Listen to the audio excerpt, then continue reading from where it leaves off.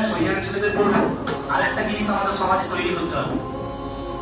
খুব সত্য কথা, সত্য কথাটা এটাই যে আমাদের সমাজ এখন একটা বিয়ে করবো, বিয়ে হতে গেলে 10টা মারুতি গাড়ি, মারুতি ভাড়া, 10টা মারুতি লাইন দিয়ে যাচ্ছে একটা বিয়ে, মুসলিম পরিবারের বিয়ে।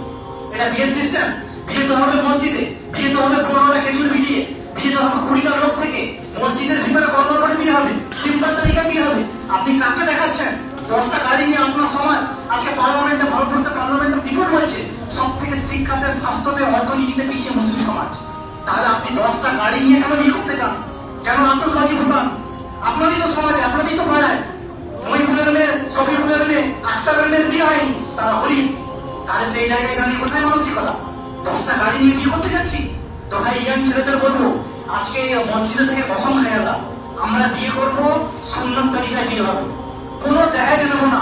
আর বাবা আমাকে বলে দিন যে বিয়ে আমার এরকম হবে, এটাই বরকত হবে, যে বিয়ে সিম্পল হবে, একদম স্ট্রেট কথা বলুন। কোনো মেয়েকে পছন্দ লাগলে সরাসরি ইয়ে বলুন।